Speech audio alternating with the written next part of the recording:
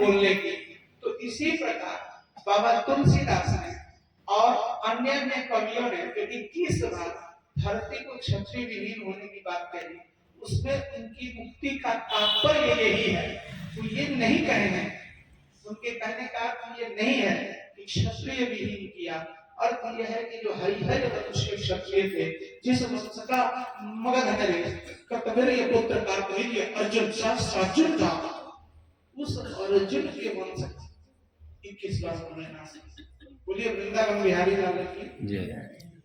ठीक है, क्योंकि इस तरह की भावनाएं सत्याई के आयु के वंश में, आयु के एक पुत्र थे नहुष, एक पुत्र थे महाराज नहुष, वो परम प्रतापी भगवान के अनन्य भक्त। कालांतर में उनके साथ में दुर्घटना घटी और उनके शरीर के साथ में बड़ा अन्याय हो गया।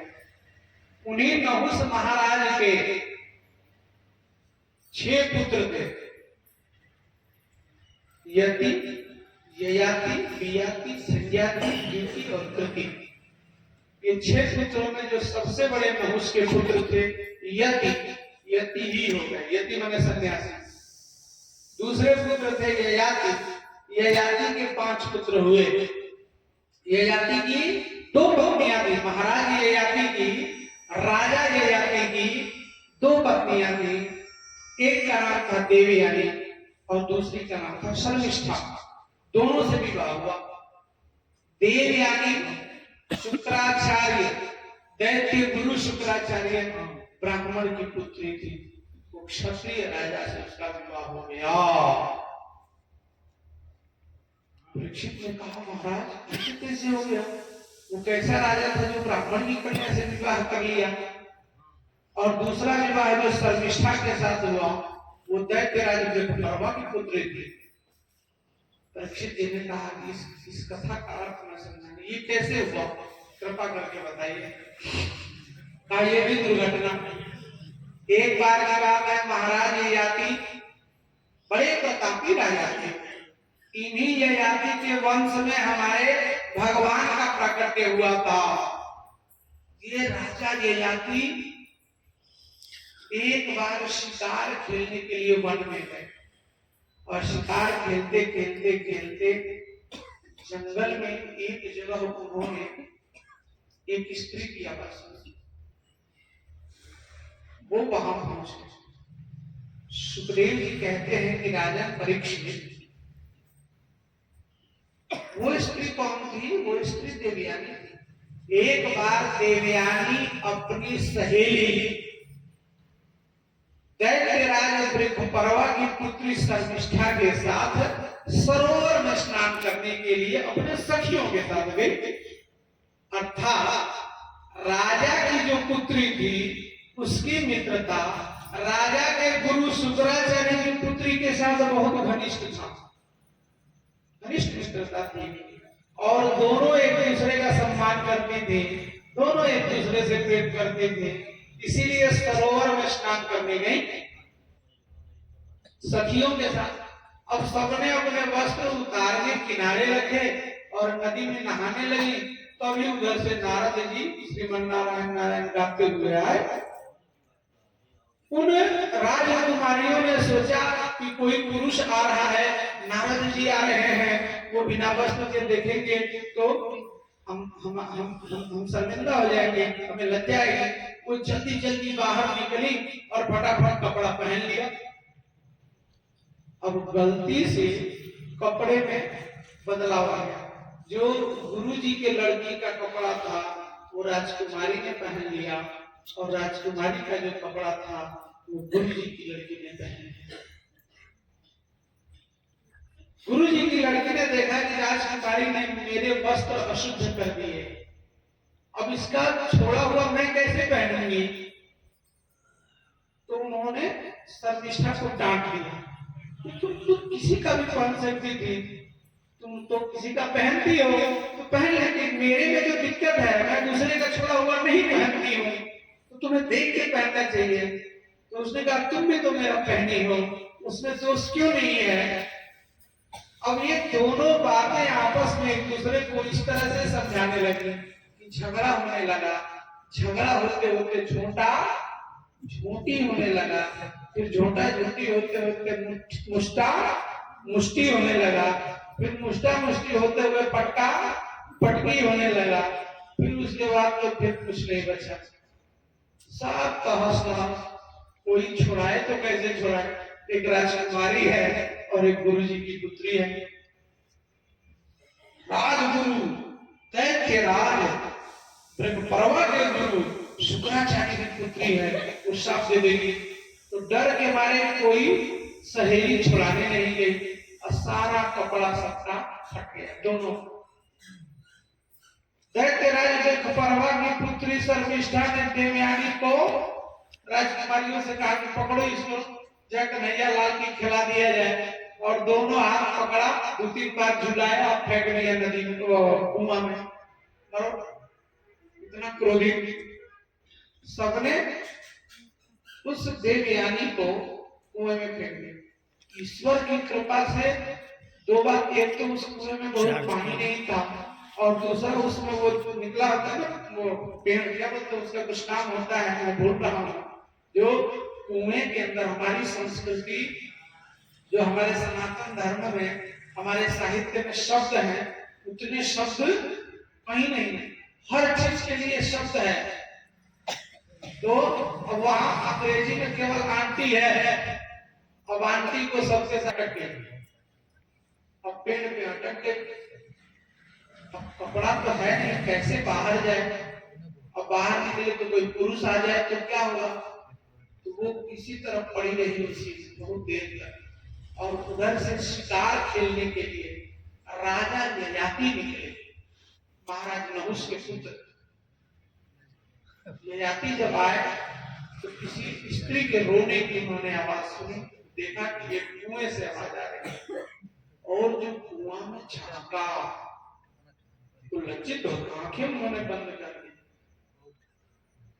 और आंख बंद करके उन्होंने अपना दुपट्टा गिराया, उसको पहन लो, और दुपट्टा से कितना ढकेगी, तो उन्होंने फिर रास जो होता है उसको लटका के कहा ये रस्सी पकड़ के बाहर आ जाओ, खींच के बाहर आ जाओ। देवयानी ने कहा नहीं राजा, आप बताओ पहले आप कौन हो? कहा मैं राजा ययाति हूं, नहुष का पुत्र, राजा ययाति। तुम कौन हो? कहा मैं दैत्यराज शुक्राचार्य की पुत्री देवयानी। अच्छा गुरु जी की पुत्री हो, अरे रे तो बाहर आ जा, बाहर आ जाइए। तो उसने कहा नहीं रस्सी पकड़ के नहीं आऊंगी, हाथ दो तब आऊंगी। तो उन्होंने हाथ बढ़ा दिया, उन्होंने सोचा कि भाई रस्सी छूट सकती है, हाथ पकड़ेंगे तो नहीं छूटेगा, तो कहा हाथ लटका लिया है तुम पकड़ लो। तो उसने कहा नहीं नहीं, हाथ तब मैं पकड़ूंगी जब तुम मेरा हाथ कभी न छोड़ने का वचन दो।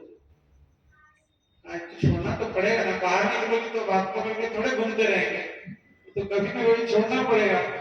अरे तुम मूर्ख हो, मैं वो नहीं कह रहे हैं, मैं कह रहे हूँ कि जिस औरत का एक बार हाथ पकड़ लिया जाता है फिर उसका छोड़ा नहीं जाता है, इसका तात्पर्य होता है विवाह करना। तो तुम मुझसे विवाह करोगे? पागल हो, तुम्हारे पिता पता है कौन है? शुक्राचार्य, वहीं से शाप दे देंगे हम मर जाएंगे। तो मैं ना बाबा ना, तुम ब्राह्मण हो, पूज्य हो, तो आपसे मैं विवाह नहीं कर सकता। देवयानी ने कहा कि तुम उसकी चिंता मत करो, मैं अपने पिताजी को संभाल लूंगी, और रहा प्रश्न ब्राह्मण होने का, तो मैं तो अभिशप्त, मुझे शाप मिला है, मुझे एक ब्राह्मण ने शाप दे रखा है कि तुम्हारा विवाह कोई ब्राह्मण नहीं करेगा, तुम्हारा विवाह ब्राह्मण से नहीं हो सकता। और उसने कहा कथा बताई, एक बार की बात है, देवताओं के गुरु बृहस्पति, क्यों शाप मिला, किसने शाप दे दिया कि ब्राह्मण से विवाह नहीं होगा? एक बार देवताओं के गुरु बृहस्पति ने अपने पुत्र कच्छ को भेजा मेरे पिताजी शुक्राचार्य के पास कि जाओ, शुक्राचार्य जी बड़े विद्वान हैं, जो दैत्यों के गुरु हैं, उनके पास एक अद्भुत विद्या है, मृत संजीवनी विद्या। मरे हुए व्यक्ति को मंत्र पढ़ के जीवित कर देते हैं, वो विद्या सीख के आओ। कच्छ गया और वो विद्या सीखने के लिए शुक्राचार्य की महानता देखिए कि दुश्मन के लड़के को, ये है भारतीय संस्कृति, पढ़ाने के लिए शत्रु के लड़के को भी यदि सच्चा गुरु है तो वो पढ़ाता था। और हमें सिखाया जाता है कि एकलव्य को नहीं पढ़ाया गया, ये सोच करके वो कोलभिल था, लेकिन किसी ने एकलव्य को महाभारत में नहीं पढ़ा, वो कोलभिल नहीं था, वो बनवासी नहीं था, वो कौरवों के सेनापति का लड़का था, कौरवों के शत्रुओं का जो सेनापति होता है उसका लड़का था। तो जिस राज्य का अन्न खा रहा है उस राज्य के शत्रु के लड़के को कोई कैसे पढ़ा दे।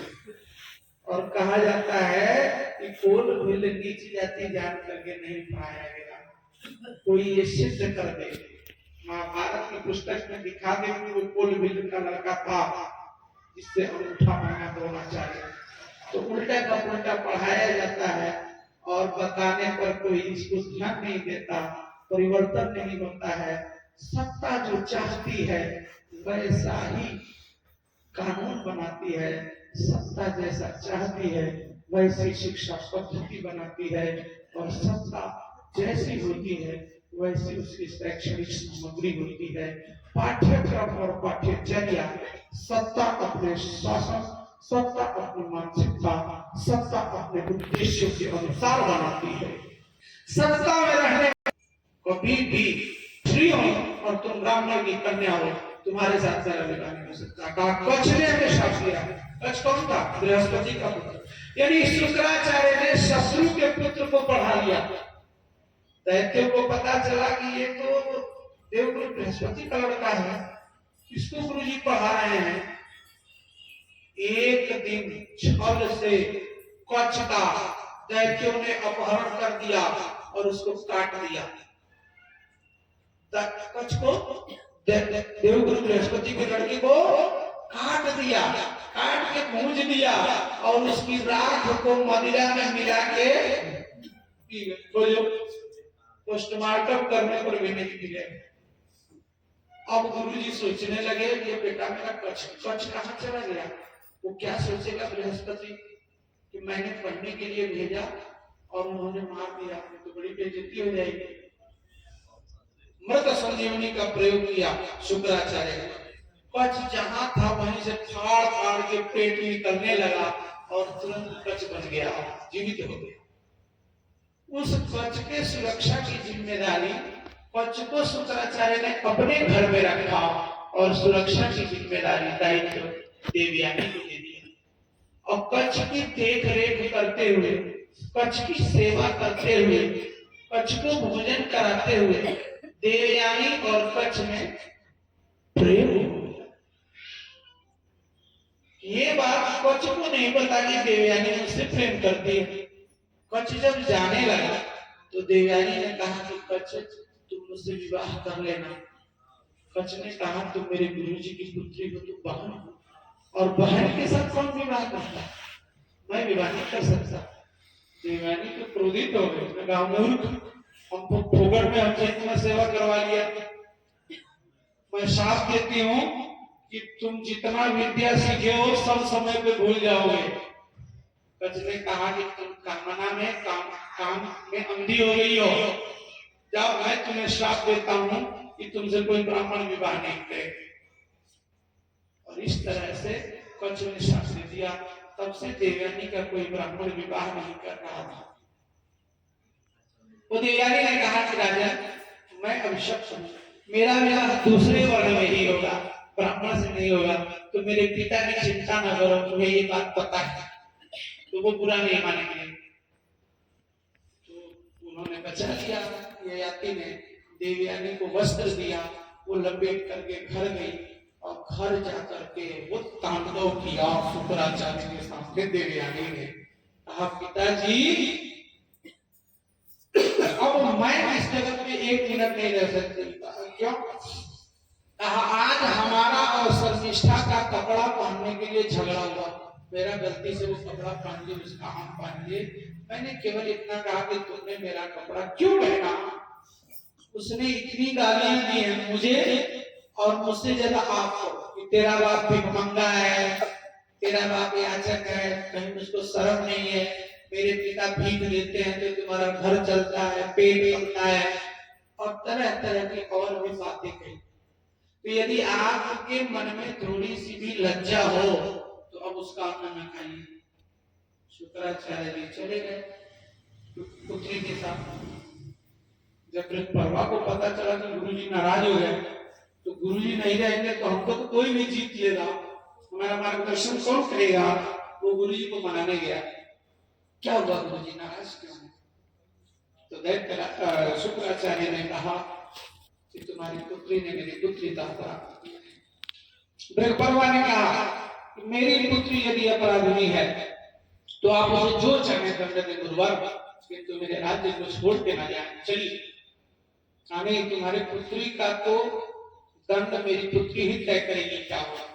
देवयानी ने कहा कि पिताजी एक बात कहूं, इसका दंड ये है कि मेरा विवाह कर दीजिए, मेरा विवाह ये जाति से कर दीजिए और इसको मेरी नौकरानी बना के भेज दीजिए, तो इसका यही दंड रहेगा। तो बृहस्पति राजा बृहस्पति मान गया और विवाह हुआ ये जाति के साथ। शर्मिष्ठा को दासी बना करके भेज दिया गया। कुछ ही दिन में मामला गड़बड़ हो गया। कुछ ही दिन में देवयानी को संदेह हो गया कि ये राजा का शर्मिष्ठा के साथ कुछ है, और उसने राजा से कहा कि राजा ये आती तुमने मेरे साथ धोखा कर दिया। क्या हुआ? ये शर्मिष्ठा की तरफ तुम क्यों जाते हो? मेरी दासी है तो उससे तुमको क्या मतलब है? अरे नहीं, मेरे दृष्टि में ऐसा कुछ नहीं है। नहीं, मुझे संदेह है, इस शर्मिष्ठा को ले जाओ और जंगल में इसका वध कर दो, मैं इसे फूटी आंख से भी देखना नहीं चाहती। वो राजा शर्मिष्ठा को ले गया, जंगल में भी ले गया, लेकिन मारा नहीं। उल्टे उसने खूब सुंदर महल बना दिया और महल बना करके और शर्मिष्ठा को उस महल में रानी बना दिया। अब वो दोनों तरफ समय बिताने लगा। समय से 2 पुत्र हुए देवयानी को और 3 पुत्र हुए उस शर्मिष्ठा को। एक दिन देवयानी ने सोचा कि राजा रोज शाम को सज धज के रथ से कहां जाता है, हमें पता करना चाहिए, ये नियम से जाता है। तो उस दिन देवयानी ने राजा से कहा कि राजन, आप रोज शाम को कहां जाते हैं? हम नगर में घूमने जाते हैं, प्रजा से मिलने जाते हैं, लोगों का दुख दर्द देखने जाते हैं। आज हम भी दुख दर्द देखेंगे। अरे नहीं, तुम वहां जाके क्या करोगी? उसने कहा नहीं, मैंने भी जाना है, मैं भी आपके साथ रथ में चलूंगी। वो मानी नहीं, रथ पे बैठ गई और राजा रथ लेके कभी इधर घूम रहा है, कभी उधर घूम रहा है। उसके समझ में नहीं आ रहा जाए तो कहां जाए, ये रानी तो गड़बड़ कर देगी। तभी उधर से 3 सुंदर सुंदर बालक दिखे। उन बालकों को देखा, बड़े सुंदर अद्भुत। तो वो देवयानी उतर गई, रथ से उतर गई और बालकों से स्नेह करने लगी, प्रेम करने लगी, बाल सहलाने लगी और पूछा, तो बेटे कहाँ रहते हो? तो उन तीनों ने कहा, पास में ही तो हमारा घर है। बेटा तुम्हारे पिताजी का नाम क्या है? और मेरे पिताजी यही तो है, ये जाति नाम है, देख नहीं रही हो, आपके साथ ही तो है। और वो मिलाने लगे कि इसका नाम, ये जाति का नाम एक जैसा है, आंख ये जाति का एक जैसा है, मुंह एक जैसा है। सच में? हाँ। अब उसने महाराज से पूछा, तो महाराज ये सच बोल रहे हैं? पता नहीं कौन है, हमको क्या पता, ये झूठ मूठ बोल रहे हैं। तो उसने कहा कि हो सकता है कि ये बच्चे झूठ बोल रहे हैं, लेकिन तुम्हारी जो आकृति है, उस आकृति की प्रतिकृति इन बच्चों में दिखती है, क्योंकि शास्त्र कहता है कि आत्मा वही जायते पुत्र जो है स्वयं पिता ही अंश रूप में पुत्र के रूप में प्रकट होता है। तो हमें शास्त्र में संदेह नहीं है। ययाति ने कहा कि व्यर्थ की बात में तुम अपने को संकट में मत डालो, मेरा इन पुत्रों से कोई संबंध नहीं है, मैं सत्य कहता हूं। तब जाकर के उसने उनकी माता का नाम पूछा कि बेटा, यदि तुम्हारे पिता का नाम ले जाती है तो तुम अपनी माता का नाम बता दो। तो बेटा ने कहा, मेरी माता का नाम शर्मिष्ठा है। और जैसे ही सुना, वो शर्मिष्ठा अभी जीवित है, ब्लास्ट हो गई, फट गई, क्रोध से ज्वालामुखी बन गई और वो तांडव मचाया कि राजा कांपने लगा।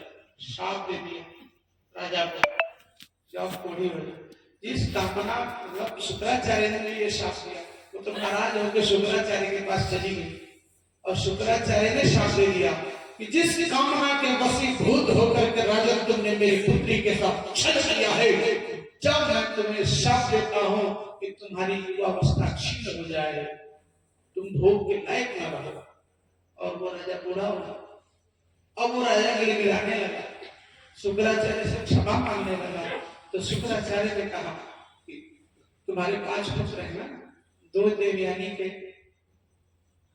और यदु, सूर्यवसु, ध्रुव और पूर्व, ये 3 शर्मिष्ठा के लड़के थे। का इन 5 में से अनु और यदु, ध्रुव, सूर्यवसु और पूर्व, इनमें से जो कोई तुम्हारा बुढ़ापा ले ले और अपनी युवावस्था दे दे तो तुम पुनः युवा बन सकते हो।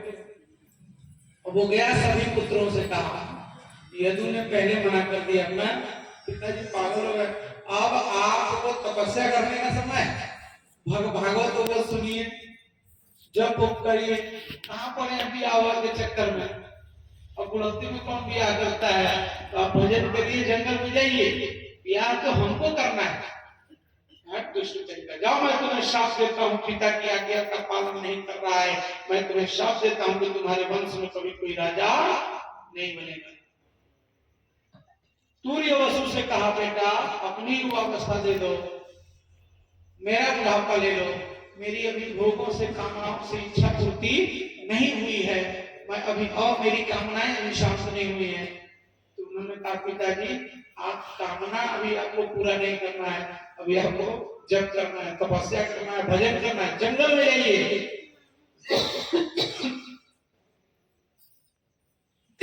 को भी साफ दे दिया, और तुम्हें भी राज्य का अधिकार, कोई राजा नहीं होगा तुम्हारे वंश में। ध्रुव के साथ भी। और अंत में पुरु ने कहा कि पिताजी, अपने पिता आपकी आज्ञा पालन करना मेरा धर्म है, आप मेरी युवावस्था ले लीजिए, अपना बुढ़ापा मुझे दे दीजिए। और ये यानी ने ऐसा ही किया, अपना दे दिया पुरु को, और जो युवावस्था पुरु का था वो ले लिया। एक दिन ये यात्री के मन में आत्मग्लानि हुई, मैंने ये क्या किया? जिस उम्र में मुझे भगवान का भजन करना चाहिए था, उस उम्र में मैंने अपने पुत्र की जिंदगी बर्बाद, जीवन बर्बाद कर दिया। पुत्र, मैं तुम्हें वरदान देता हूं कि तुम्हारी संतति ही राजा की अधिकारी होगी, किंतु मेरा ये काम कर दो, अपना युवा अवस्था ले दो और बुढ़ापा मुझे दे दो। पुरु ने वैसा ही किया, पिताजी को दे दिया, उनकी युवा अवस्था अपने ले लिया। पिताजी वन में चले गए, भगवान का भजन करते हुए सदगति को प्राप्त किए, और इधर पुरु राजा बन गया। उसी पुरु के वंश में प्रतीप के शांतनु के भीष्म, और भीष्म पितामह से ही उन्होंने तो विवाह नहीं किया, लेकिन सत्यवती के पुत्र व्यास जी पराशर पुत्र व्यास, और इन्हीं व्यास की संतान ये कौरव और पांडव बनी। बोलिए वृंदावन बिहारी लाल की। और एक पुत्र जो देवयानी का लड़का था अनु और यदु, उसी ययाति के एक पुत्र यदु के वंश में, यदुवंश में हमारे यादव परम आराध्य आनंद कंद श्री कृष्ण चंद्र का प्राकट्य। यदु महाराज के वंश में अनेक यदुवंशी क्षत्रिय हुए, वृषभवंशी, भोजवंशी, अंधकवंशी। इनमें उस समय भोजवंशी क्षत्रियों का अधिकार मथुरा में था और वृषभवंशी क्षत्रियों का राज्य ब्रजमंडल में फैला हुआ था। जो भोजवंशी क्षत्रिय थे उनके राजा मथुरा में थे, उनका नाम था उग्रसेन। और जो वृषभवंशी क्षत्रिय थे उनके अगुआ थे देववीर, और देववीर के पुत्र थे वसुदेव। और इधर उग्रसेन के एक भाई थे देवक, देवक की पुत्री थी देवकी। उग्रसेन का एक लड़का था, एक ही लड़का था, कंस। कंस अपने चाचा की लड़कियों से बहुत प्रेम करता था, अपने हाथों से उसका विवाह कराया। सबका विवाह वसुदेव, देवमेढ़ के पुत्र वसुदेव से करा दिया। उन्हीं वसुदेव जी की तो मतलब क्या कहते हैं, कई बहनें थी।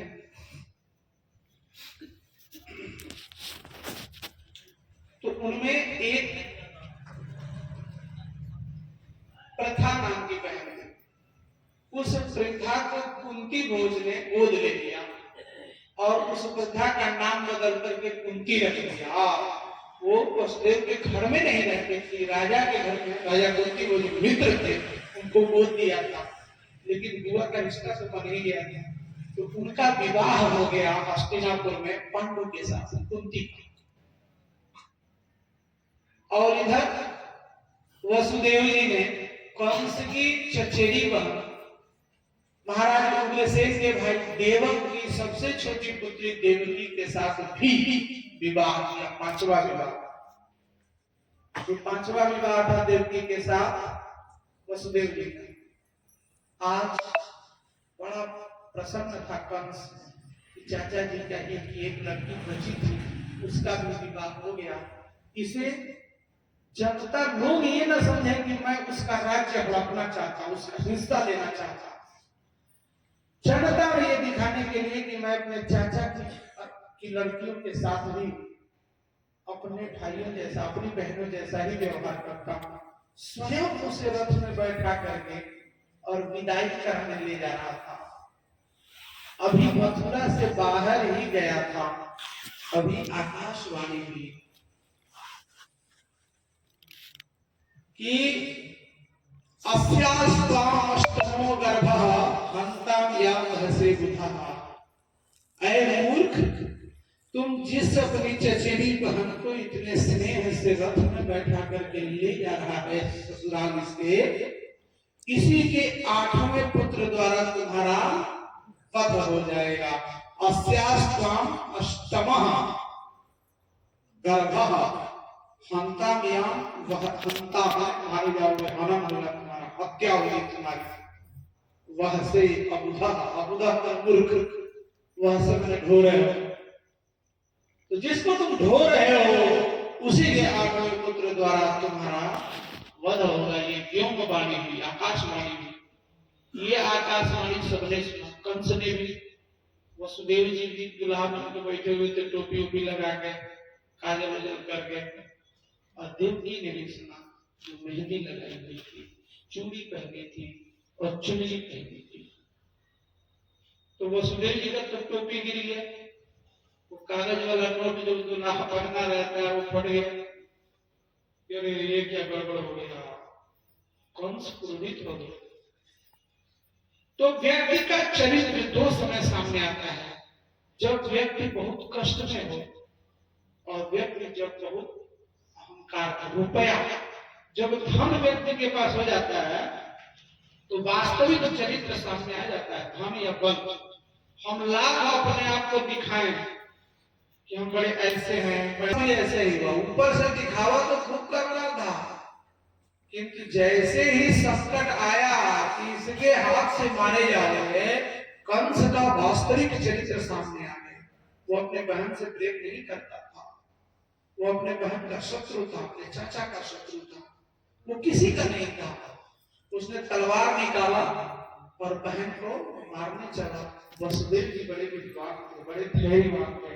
उन्होंने कहा भाई साहब क्या कर रहे हैं, जनता क्या सोचेगी। वो जानते थे कमजोर नस इसकी जनता है, नेता वो क्लच लेना है तुरंत का ये वोट गड़बड़ा जाएगा, वो कुछ भी कर देगा वोट के लिए, नेता के नाम पे जनता में हम अच्छा रहे कुछ भी कर देगा।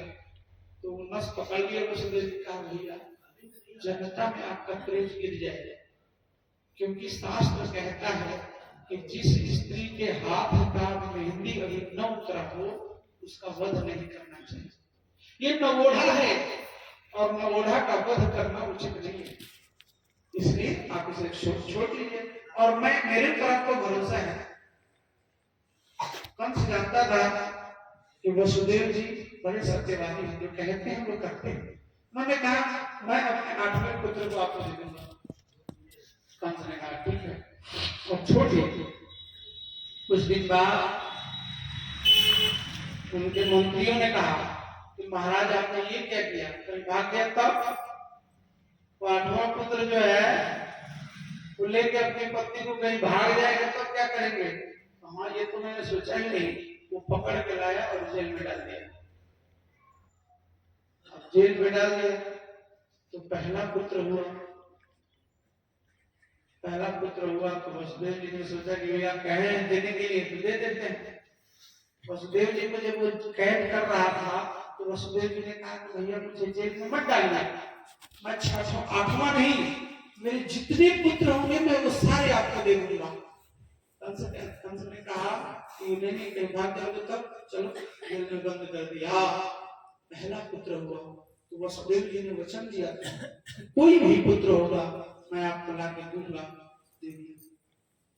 कंस ने कहा कि नहीं, मुझे 8वें पुत्र से भय है, इसलिए इस पुत्र को आप ले लेंगे। और कंस ने लौटा दिया। तभी कंस के मंत्रियों ने कहा कि महाराज, वो नारद जी आ गया। नारद जी ने कहा अरे मूर्ख हो गया, तो लौटा दिए हो? हाँ क्यों? कहा वो आकाशवाणी ने 8वां पुत्र कहा था और ये 8वां नहीं। तो नारद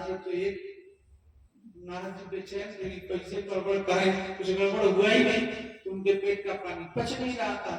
तो एक कमल का खोल लिए और कहा कंस से कि कंस बताओ इस कमल में 8 पंखुड़ियां हैं, कौन 8वीं है और कौन पहली है? इसमें तो कोई 8वां होगा,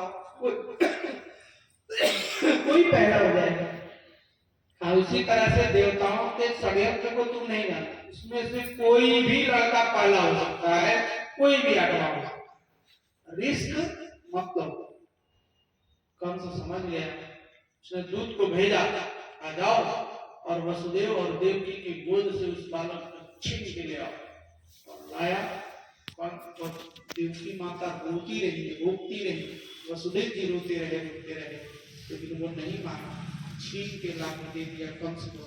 और कंस ने उसे पत्थर पे पटक के मारा। ऐसे करते करते 6 पुत्रों को मार डाला। 7वां गर्भ जब आया तो उसी समय माता पृथ्वी, जो मैं कल बता रहा था, ये गर्ग संहिता की कथा है।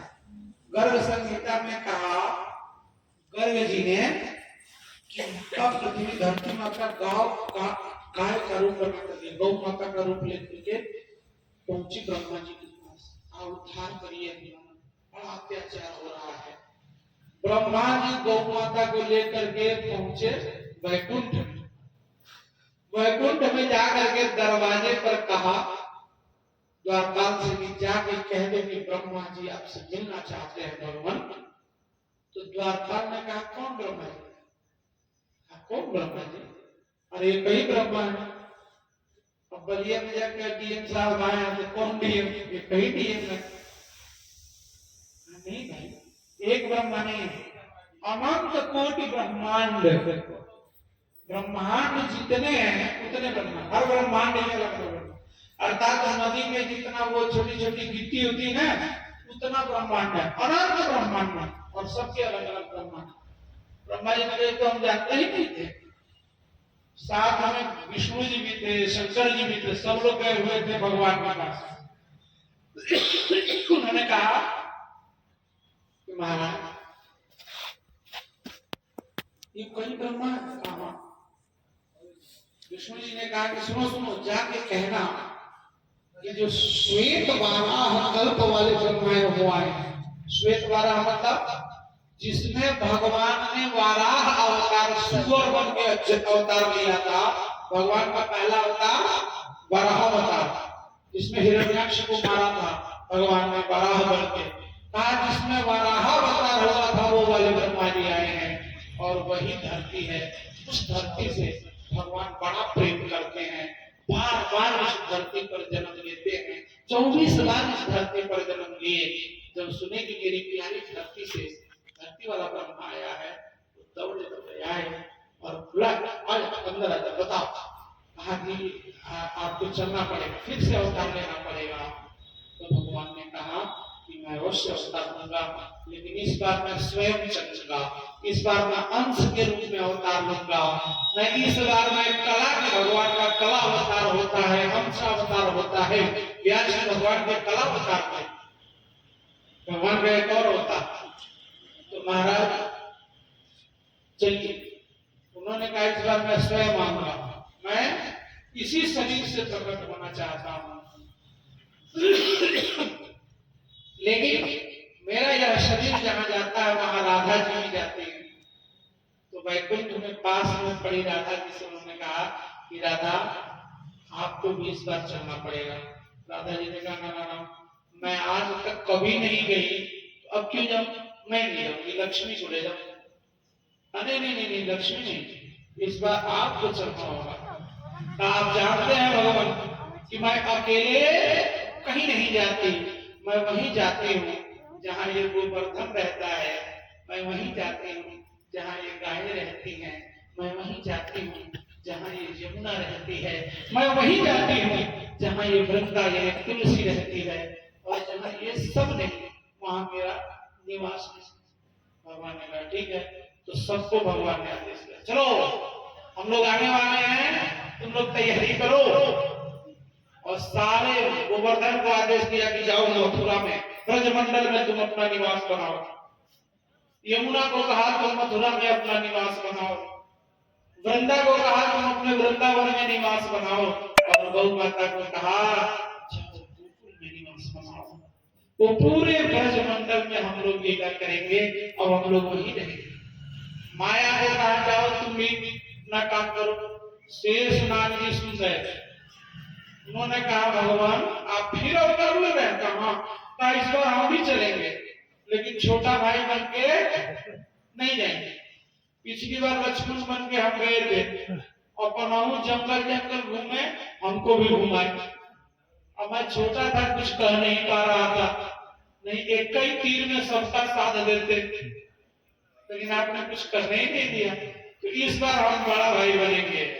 इस बार के लीला में नाटक, इस बार जो नाटक रचा जाएगा, इस बार जो सिनेमा होगा, उस सिनेमा में हम रोल करेंगे बड़े भाई का। भगवान ने कहा ठीक है, तो अब समय आ गया, पहले आप ही जाइए। तो शेष नाग को बलराम बना करके भेज दिया। वो देवकी के गर्भ में 7वां जो पुत्र थे वो शेष नाग। माया से कहा ये कंस मार डालेगा, इस गर्भ की व्यवस्था करनी पड़ेगी, और वहीं से 7वें गर्भ को देवकी को संकर्षण करके खींच करके, और नंद बाबा की 2 पत्नियां थी, यशोदा और रोहिणी, रोहिणी के गर्भ में स्थापित कर दो। और रोहिणी के गर्भ में स्थापित कर दिया गया, बलराम जी हुए। इधर हल्ला मच गया कि द्रौपदी का 7वां गर्भ गिर गया, 7वां गर्भ नष्ट हो गया। कंस को विश्वास हो गया, यहाँ कल तक तो गर्भवती थी, अभी लग रहा है कि इसका गर्भ नष्ट हो गया। अब भगवान आने वाले थे, माया से कहा अरे तुम यहाँ क्या कर रही हो, पहुंचो। तो माया ने कहा यशोदा के गर्भ में जाओ। यशोदा मैया के गर्भ में माया चली गई और कन्या बन गई मां। और इधर भगवान स्वयं देवकी के गर्भ में प्रकट हो गए। आज भादो का महीना, अष्टमी तिथि, अंधेरी रात, रोहिणी नक्षत्र, आधी रात, और बीच आधी रात में जब सारे लोग सो रहे थे, कंस बड़ा सजग था कि आज कल में हो सकता है वो मेरा शत्रु आ जाए। उसी समय देवकी के गर्भ से भगवान प्रकट हो गए। बोलिए वृंदावन बिहारी राम की। और जैसे भगवान प्रकट हुए, सारे देवता कंस के जेल में आके प्रार्थना करने लगे। ब्रह्मा जी आके प्रार्थना करने लगे, सत्यम घटम सत्य परम सत्यम, सत्यस्य सत्यात्मक सत्य नेत्रम, सत्यस्य सत्यात्मक सत्यस्य निहितम, सत्यस्य तत्त्वम निहितम च सत्ये, सत्यात्मकम तम शरणं प्रपन्नम। भगवान आप सत्य है, आपको प्रणाम है। ऐसे ऐसे सभी देवताओं ने स्तुति की। तभी भगवान की लीला से जो वसुदेव जी के बंधन थे टूट गए, ताले खुल गए, द्वारपाल सो गए, चमत्कार हो गया। और अचानक कहीं से टोकरी पाए वसुदेव जी और अपने नन्हे से बालक भगवान को ले करके और निकल लिए मथुरा से। उनका एक मित्र रहता था गोकुल में, नंद, अपने परम मित्र नंद के यहाँ। नदी के पार चला जाएगा बालक, कोई कुछ नहीं कर पाएगा। उस बच्चे का जान बचाने के लिए आधी रात में वर्षा हो रही थी, खूब बिजली चमक रही थी, धड़ाक हो रहा था, और उसी में बिना डरे लेके चल दी। जमुना का पानी बहने लगा, जमुना में घुस गए। रोज जमुना जो घुटने भर रहती थी, आज नाक तक आ गया। अब लग रहा अब डूबेंगे, कब डूबेंगे। सब जगत कहते हैं कि लहरें जो है वो भगवान के चरणों को छू रही है। छूने के लिए जाते हैं, भगवान समझ गए, पैर लटका करके उन्होंने जमुना से कहा मेरे बाबा को डुबाएगी क्या। और वो जल्दी से जमुना को अपना चरण छुआ दिए और जमुना कट गई। शेषनाग ने सोचा कि अरे इसको पागल उसी प्रसन्न है, तो इसकी प्रसन्नता को हम रोकेंगे नहीं, और भगवान को ढक लिया पीछे से। सारे देवता भगवान का दर्शन नहीं कर रहे हैं, और बड़े आराम से वसुदेव जी भगवान को लेकर के गोकुल में नंद दादा के यहाँ पहुंचे। नंद दादा के यहाँ रखा बालक को, और कन्या अभी अभी उनके यहाँ माया जन्म ली थी। भगवान ने कहा था माया को भी तुम भी चलो, तो वो माया ने जन्म लिया था, उस माया को उठा लिया वसुदेव जी ने, उस कन्या को, और लेकर के आए। जैसे ही कारागार में जेल में वसुदेव जी घुसे, सब हथकड़ी अपने आप लग गई, ताला अपने आप बंद हो गया, द्वार पर जग गए। कन्या चिल्ला चिल्ला कर रोने लगी, और रोने लगी तो कंस को खबर मिल गई कि रात में लड़का हुआ। वो भागा भागा आया, देवकी के हाथ से कन्या को छीन लिया। देवकी ने कहा, आकाशवाणी ने कहा था कि इसके 8वें पुत्र द्वारा तुम मारे जाओगे, ये पुत्र नहीं पुत्री है। ये तो मैं सोचा नहीं, ये बात सही है, ले उसने मारा नहीं, लौटा दिया और गया। मंत्रियों ने कहा सुबह में, अरे भगवान आपने तो बड़ा गड़बड़ कर दिया, उसे छोड़ क्यों दिया, जैसे इतना मारा एक और विकेट। अब कंस ने समझ में आ गया कि कहीं ऐसा ना हो कि ये लड़की बाद में लड़का बन जाए। फिर गया और देवी चिल्लाती रोती रही, उसके हाथ से उस कन्या को खींच लिया, और खींच के लाके जैसे पटका, वो कन्या हाथ से छूट गई और नीचे जाने के बजाय आकाश में चली गई। और उसने आकाश में जाते जाते कहा, ऐ मूर्ख, तुम मुझे व्यर्थ ही मारने का प्रयत्न कर रहे हो, तुझे मारने वाला तो जन्म ले चुका है। तो कंस समझ गया कि अरे तो हार गए। उसने देव जी को मुक्त कर दिया। देव जी को भी छोड़ दिया, विधि के विधान से कोई नहीं जीत सकता। मैंने बहुत प्रयास किया लेकिन फिर भी मैं कुछ नहीं कर पाया। तभी नारद जी आ गए। नारद जी ने कहा ये क्या कर रहे हो? ये सोचा कंस का पाप पूरा नहीं हुआ है तो इससे पूरा पाप करवा लिया जाए। ये क्या कर रहे हो? इतनी जल्दी हार मान जाओगे?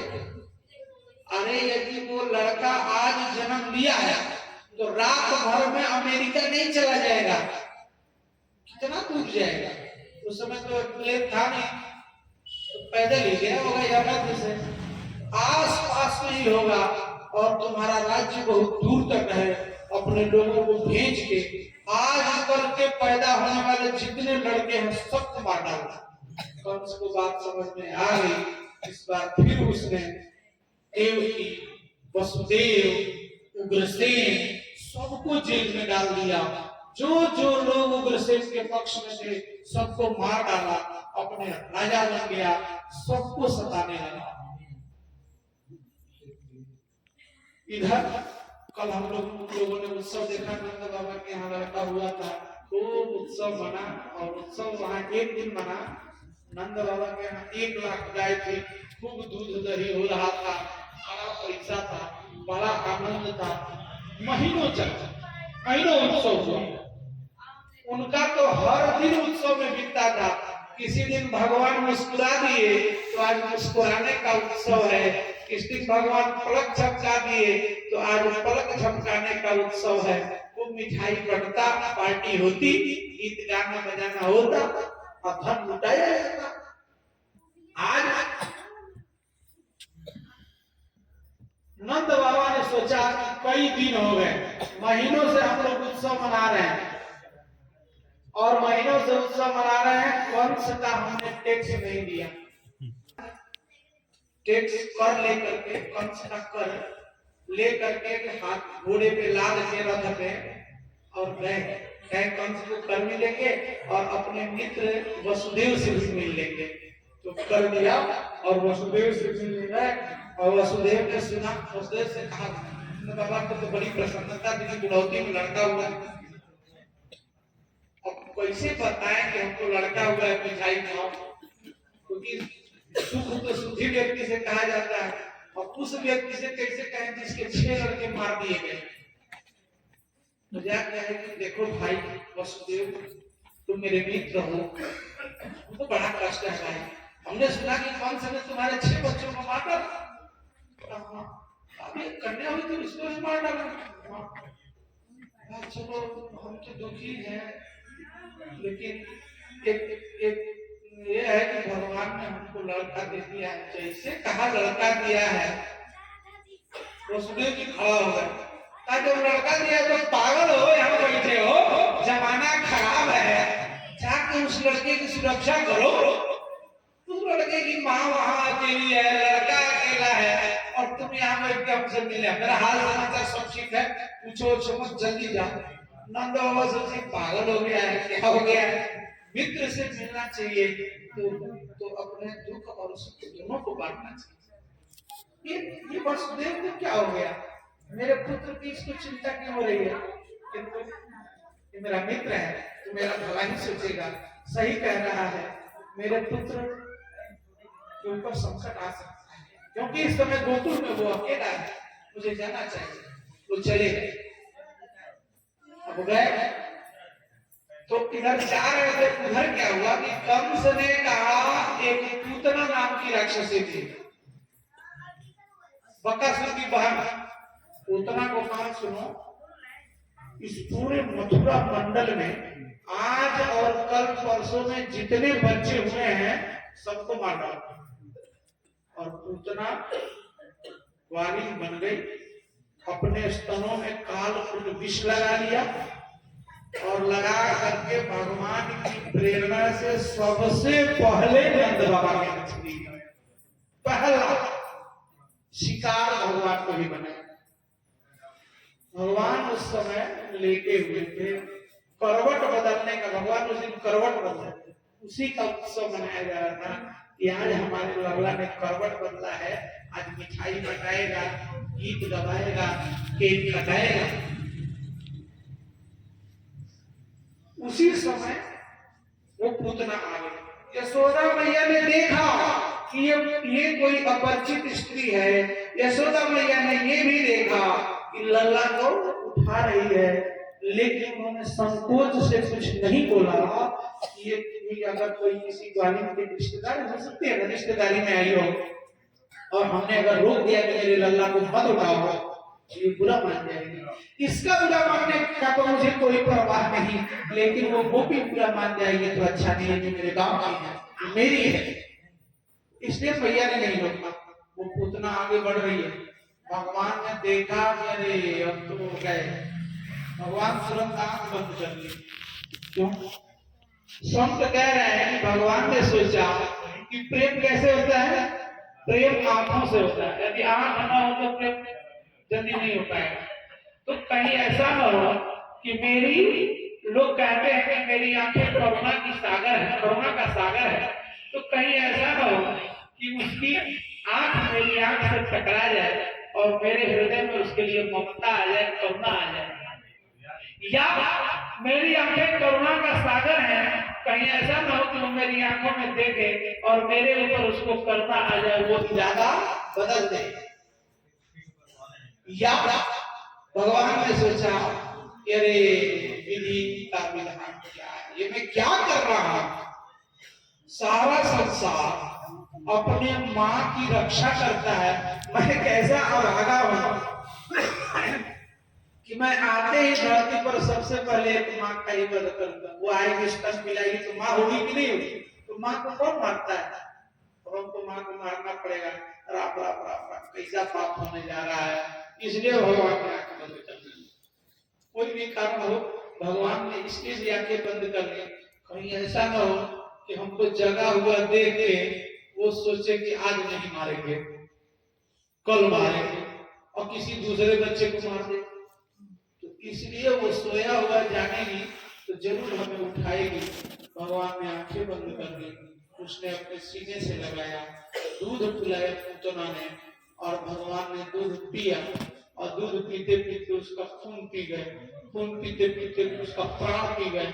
वो छटपटाने लगी, भगवान को अपने सीने से हटाने लगी। लेकिन अगर भक्त भगवान को पकड़े तो हो सकता है कि भक्त के पकड़ से भगवान छूट जाए, लेकिन जब भगवान ही भक्त को पकड़ना है तो वो नहीं छूटता। वो पूतना नहीं छूटी, उसने अपना वास्तविक चरित्र दिखा दिया। जब कष्ट में पड़ी तो उसका सच्चा रूप सामने आ गया। वो बहुत भयंकर दानव बन गई, पशु बन गई और भागी भगवान को लेकर के बाहर की तरफ छटपटाते हुए, और भगवान धीरे धीरे उसका प्राण खींच लिए और वो बड़े विशाल वृक्ष की तरह अरे रे रे रे रे रे धम कई पेड़ में दब गया नीचे। भगवान उसकी छाती पर पहाड़ के ऊपर एकदम चढ़े हुए हैं। और द्वार वालों ने देखा, भैया ने देखा, अरे ये क्या हो गया, मेरा लल्ला वहां कहाँ चला गया। और सीढ़ी वीढ़ी लगा करके किसी तरह से भगवान को उठाया। गाय की पूंछ आरती, वो मर्चा का बिल्कुल लोग दिया। सारे बार बार उसको कहे इसको जला दो जल्दी, नहीं तो कुछ गड़बड़ हो जाएगा। हाथ काट के लकड़ी जंगल सजा के उसी में फूंक दिया। उसी समय नंद बाबा आ रहे थे, अगरबत्ती की खुशबू उसके शरीर से आ रही थी जलने पर। पूर्व जन्म में उसका बड़ा कोई पुण्य था। वो बाली की बहन थी विंध्यावली। जब भगवान वामन अवतार में बलि से भूमि मांगने गए तो उनकी सुंदरता को देख करके उसने कहा कि ये मेरा पुत्र यदि होता तो मैं इसे स्तनपान खूब करती। और जैसे ही भगवान ने बलि को ठग दिया, अरे तो बड़ा धूर्त है, यदि ऐसा मेरा बेटा होता तो मैं इसे जहर पिला देती, मर जाता। तो भगवान ने कहा तुम्हारी दोनों मनोकामनाएं इस बार तो नहीं, अगले अवतार में पूरा करूंगा। और वही भगवान ने उसे मुक्ति प्रदान की। अस्तु आरती गाओ हे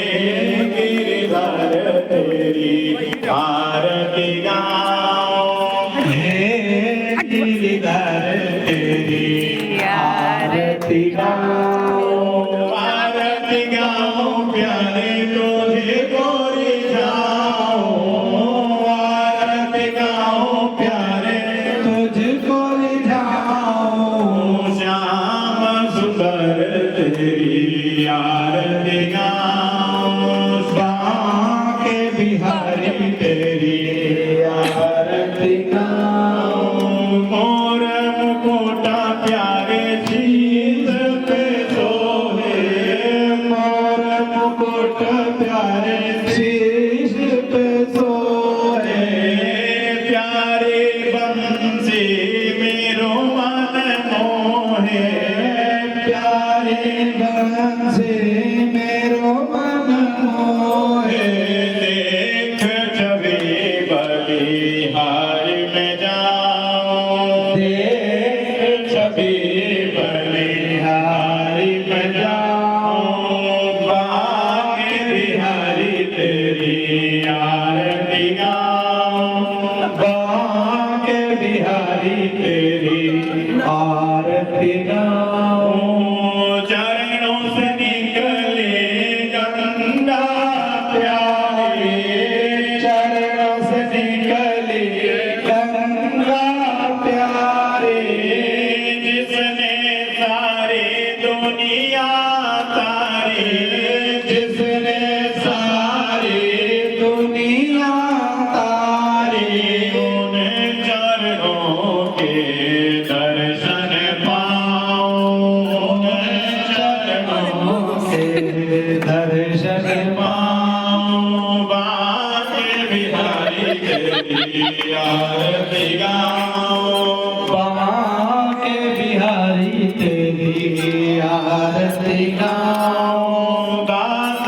अनाथ के दास आप हो दास अनाथ के आप हो दुख सुख जीवन प्यारे साथ आप हो दुख सुख जीवन प्यारे साथ आप हो हरि चरणों में शीश झुकाओ हरि चरणों में शीश झुकाओ बाके बिहारी तेरी आरती गाओ हे गिरिधर तेरी आरती गाओ श्री हरिदास के प्यारे तुम हो श्री हरिदास के प्यारे तुम हो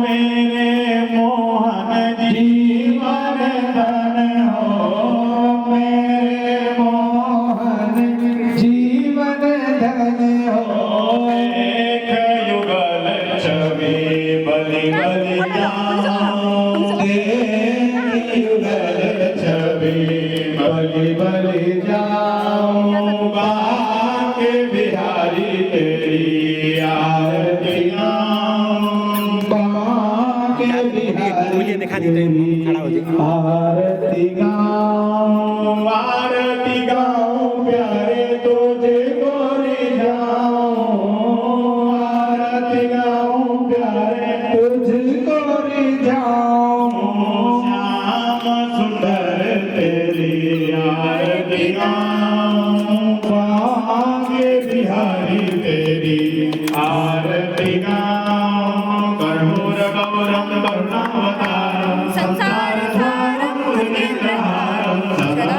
वसंतं हृदयारविन्दे भवं भवानी सहितं नमामि त्वमेव माता सविता त्वमेव त्वमेव बन्धुश्च सखा त्वमेव त्वमेव वेद्यारणं त्वमेव त्वमेव सर्वं मम देव देव हरे राम राम राम हरे हरे हरे कृष्ण कृष्ण